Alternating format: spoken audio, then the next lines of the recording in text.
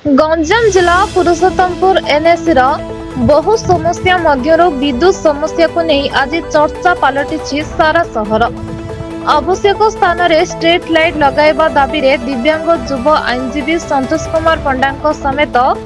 किछि युवक एनएसी कार्यालय सम्मुख में अनशन बसिथिबार देखिबाकु मिलिछि। अभियोग अनुसार सरकार जनसाधारण सुविधा पाई स्ट्रीट लाइट व्यवस्था करने अनुदान जोगाउथुवा बेले पुरुषोत्तमपुर एनएसी स्ट्रीट लाइट लगाइबा दायित्व रे थिबा सेस्का संस्थार कर्मचारी माने निज इच्छा मुताबक कार्य करुथिबार देखिबाकु मिलिछि। जनबसति और व्यस्त बहुल रास्ता रे पोल फुटी लाइट लगाइबा परिवर्ते निर्दिष्ट किछि प्लॉट व्यवसायिक स्वार्थ रे बिलमाଳ और प्लॉटिंग हेउथिबा अंचल स्ट्रीट लाइट लगा जाछि। एही विषय रे पचारिबारु दायित्व रे थिबा कर्मचारी असद व्यवहार करुथिबा अभियोग होछि। बारंबार जनबसति और यातायात रास्ता रे स्ट्रीट लाइट लगाइबाकू दाबी करा जायथिले मध्य एनएसी कर्तृपक्ष एथिप्रति गुरुत्व देउनथिबारु निरुपाय होई युवक माने आज अनशन रे बसिथिले। अनशनकारी माने तुरंत स्ट्रीट लाइट लगाइबा सह स्ट्रीट लाइट दायित्व रे थिबा कर्मचारी शुभकांत बारिकंकु हटाइबाकू दाबी करिथिले। एही अनशन को पुरुषोत्तमपुर वकील संघ, व्यवसायी संघ, बुद्धिजीवी और साधारण लोक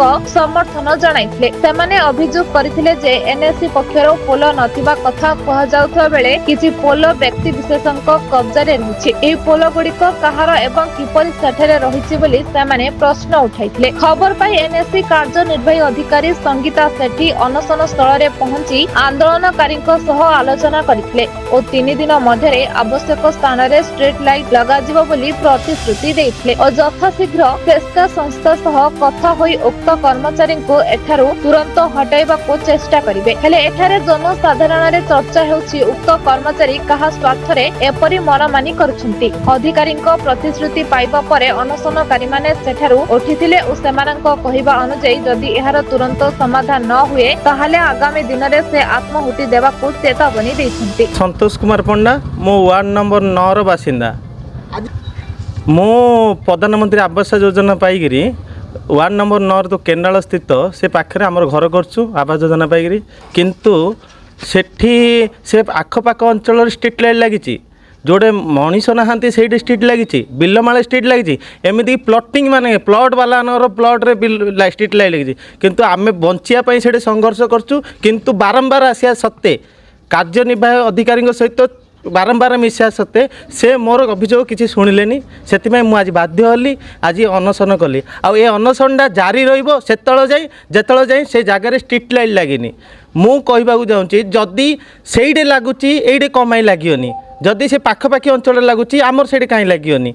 बुझे ना से आसिले बुझे नी एमती कि निजे यो मैडम जाइए से जगह तनिखी कर आसिले किंतु कौन से भितर है सी काली मंदिर छक आड़ू काटिकी आणिक लगे कहते किंतु कुंभारी आड़ू लगे नेले जहाद्वारा कि एपटे लगेले एपटे लगेले पार्टिकुलारी आमे जोड़ रोचु आमर जोड़े जनपसंदी मो बापा माँ मु जड़े भिन्नक्षम से रोचु जाणी शुणी लगे ना कौन उद्देश्य मु भी जाननी पूर्ण प्रतिवाद जिते जाए मोर कम नही स्ट्रीट लाइट न लगी मुझे उठिबिनी बर्तमान मु एनएसी कार्यालय आगे बसची है मैडम बोले आसी मिसिली किंतु मैडम सी मो पर रागिकी गले मु कहली मैडम आसतु से जगह उपर जावा जदि से लगे उचित ताले लगातु ना आप कहे ना ये जगह लगे गले भी मुझे पलि था किंतु सेठी जावाई भी को अधिकारी माने तैयार नहांती भावे जदि आपणकर खाइला कान लगुच खगा कान लगुच मझे लगुनि ताल आर उद्देश्य कौन निश्चय अधिकारी रही अधिकारी को मुझे दाबी जनई मु लिखित भाव में जनई सी प्लॉट बेपारी प्लॉट जगह लगी मुझे लगुच मत पचार प्रोविजन कौन अच्छी मु मैडम पचार चाहूँगी आपड़ तो लगे केतुटा प्रोविजन कागज लगे प्लॉट बेपारी प्लॉट लाइट आसतु जा देखिया प्रत्येक जगह लगी लाइट किंतु कौन पे से जगह लगौना मन मालिनी ना कौन उद्देश्य अच्छी मु भी जानी आप न्यूज पेपर देखिपारे बुझे ना ना स्ट्रीट लाइट बंधा पड़ी अच्छी आ मु भी गली से जगह को गली फोटो उठी आनी तार फोटो फुटेज भी अच्छी बुझे ना ना से स्ट्रीट लाइट पड़ी अच्छी मुझे ऑफिस आसिली एइटर ऑफिस केते कर्मचारी मो ऊपर को आखि उठे कहले जे नाई नाई जी आसला से लगे मुझे बारंबार बुझला मत सी कहते कि रेजुलेसन हम लगे जदि रेजुलेसन आके मसे पर करिए ता भितर जी आम परिवार किए सर्पदर्शन मरे ताले दायी किए रही प्रकाश चंद्र त्रिपाठी सभापति पुरुषोत्तमपुर वकील संघ। ଆଜିର ମୁଖ୍ୟ ଆକର୍ଷଣ ହଉଛି ଯେ ଏଇ ଯୋଉ ସରକାର ଯୋଉ ସଂସ୍ଥାକୁ ବିକଶିତ କରିବା ପାଇଁ ଆଲୋକ ସଜା କରିବା ପାଇଁ ଏବଂ ଆଲୋକୀକରଣ କରିବା ପାଇଁ ଯୋଉ ପୁରୁଷୋତ୍ତମପୁର NSC କୁ ଯୋଉ ସଂସ୍ଥାକୁ ଦାୟିତ୍ୱ ଦେଇଛନ୍ତି ସେଇ ସଂସ୍ଥା ଠିକ ଭାବେ ଲାଇଟ୍ ଲଗେଇବା ପୋଲ ପୋତିବା ଉପରେ ଗୁରୁତ୍ୱ ନ ଦେଇ ଦଉନାହାନ୍ତି। ଆଉ ତାଠାରୁ ବେଶୀ ପରିତାପର ବିଷୟ ଯୋଉ ଜାଗାରେ ଜନବସତି ଅଛି ସେ ଜାଗାରେ ଇଲେକ୍ଟ୍ରିକ ପୋଲଟେ ନାହିଁ, ଉପଭୋକ୍ତା ମାନେ ଲାଇଟ୍ର ଆଲୋକର ଗନ୍ଧ ବାସନା ବି ପାଇପାରୁନାହାନ୍ତି। ଯୋଉ ଜାଗା ଖାଲି ପଡୁଛି ବିଲମାଳ ଏବଂ କେନାଲ ହୁଡା ସେଠି ଆଲୋକୀକରଣ ସଜା ଚାଲିଛି। ଏଇ ଯୋଉ ମନମୁଖୀ କାର୍ଯ୍ୟ ଚାଲିଛି ଯେକୌଣସି ଯୋଉ ସଂସ୍ଥା ନେଇଛନ୍ତି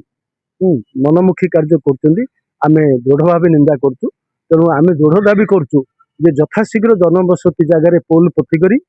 ସୌନ୍ଦର୍ଯ୍ୟକରଣ କରିବା ସକାଶେ ଆଲୋକର ସୁବନ୍ଦୋବସ୍ତ କରିବା ଆମର ପ୍ରଧାନ ଦାବି। ମୁଁ Rabindra Kumar Sahu bar association secretary. ଆଜିର ମୁଖ୍ୟ ଆଲୋଚ୍ୟ ବିଷୟ ହେଲା ଆମର junior advocate Santosh Kumar Panda NEC ଅଫିସରେ ଆମରଣ ଅନଶନରେ ବସିଥିବା ଯୋଗୁଁ ଆମ ବାର୍ ସଭାପତି ଏବଂ ମୁଁ ଅନ୍ୟାନ୍ୟ ଓକିଲ ବନ୍ଧୁମାନେ ଯାଇ ପହଞ୍ଚିବାର ଶୁଣିଲୁ ଯେ ଏଇ ସନ୍ତୋଷ କୁମାର ପଣ୍ଡା ତାଙ୍କ ଘର ପଣ୍ଡା ଓ ଅନ୍ୟ ବ୍ୟକ୍ତିମାନେ ଯେଉଁ ସାହିରେ ଘର କରିଛନ୍ତି ବର୍ତ୍ତମାନ ସୁଦ୍ଧା ମଧ୍ୟ ସେହି ସାହିକି ଷ୍ଟ୍ରିଟ୍ ଲାଇଟ୍ କନେକ୍ସନ୍ ହୋଇନାହିଁ ଏବଂ ଏଇ ଯେଉଁ ଷ୍ଟ୍ରିଟ୍ ଲାଇଟ୍ କନେକ୍ସନ୍ ପାଇଁ ଯେଉଁ କର୍ମଚାରୀମାନେ ଅଛନ୍ତି ସେମାନେ ମନମୁଖୀ ଶାସନ କରୁଛନ୍ତି। ଅର୍ଥାତ୍ କୌଣସି ବ୍ୟକ୍ତିର ବା କୌଣସି ଉପଭୋକ୍ତାର କଥାକୁ ନ ଶୁଣି ସେମାନେ ଯେଉଁ ଜାଗାରେ ଇଲେକ୍ଟ୍ରିକ୍ କନେକ୍ସନ୍ ଦେବା କଥା ତା ପରିବର୍ତ୍ତେ ଅନ୍ୟତ୍ର କନେକ୍ସନ୍ ଦେଉଛନ୍ତି ଏବଂ ଇଲେକ୍ଟ୍ରିକ୍ ପୋଲ୍ ବହୁଳ ପରିମାଣ ଗଚ୍ଛିତ ହେବା ସତ୍ତ୍ୱେ କୌଣସି ଉପଭୋକ୍ତାଙ୍କର ବିଦ୍ୟୁତ କନେକ୍ସନ୍ ସେମାନେ ଦେଉନାହାନ୍ତି ଏବଂ ଅନ୍ୟାନ୍ୟ ଯେଉଁ ପ୍ଲଟ୍ ବ୍ୟବସାୟୀମାନେ ଯେଉଁଠି କରୁଛନ୍ତି ସେ ଜାଗାରେ ଅଦରକାରୀ ଭାବରେ ଇଲେକ୍ଟ୍ରିକ୍ ଅନାବଶ୍ୟକ ସ୍ଥଳେ ଇଲେକ୍ଟ୍ରିକ୍ ବା ବିଦ୍ୟୁତ ସଂଯୋଗୀକରଣ କରୁଛନ୍ତି। ତେଣୁ ଆମେ ବାର୍ ତରଫରୁ ବା ଆମ ଆସୋସିଏସନ୍ ତରଫରୁ ଏଇ ଯେଉଁ କର୍ମଚାରୀମାନେ ଯେଉଁ ମନୋମୁଖୀ ଶାସନ ବା ମନୋମୁଖୀ ଯେଉଁ କାର୍ଯ୍ୟ କରୁଛନ୍ତି ଏମାନଙ୍କୁ ବହିଷ୍କୃତ କରାଇ ନୂତନ ଭାବେ କାର୍ଯ୍ୟକର୍ତ୍ତା ସଂଯୋଗ କଲେ ଆମ ସ୍ଥାନୀୟ ବାସିନ୍ଦା ଏବଂ ସ୍ଥାନୀୟ ସାହି ବାସିନ୍ଦାମାନେ ଉପକୃତ ହେବେ। ଏଥିରୁ ଯଦି କୌଣସି ଚ୍ୟୁତ ଯଦି ଆମ ବାର୍ ସଂଘ ବା ଆମ ଆସୋସିଏସନ୍ ମଧ୍ୟ ଆଇନ ପଦକ୍ଷେପ ପାଇଁ ପଦକ୍ଷେପ ନେବୁ। ଗଞ୍ଜାମ ଜିଲ୍ଲାରୁ ସନ୍ଦେଶ କୁମାର ସାହୁଙ୍କ ରିପୋର୍ଟ, ବ୍ଲାକ୍ ନ୍ୟୁଜ୍ ଓଡ଼ିଆ।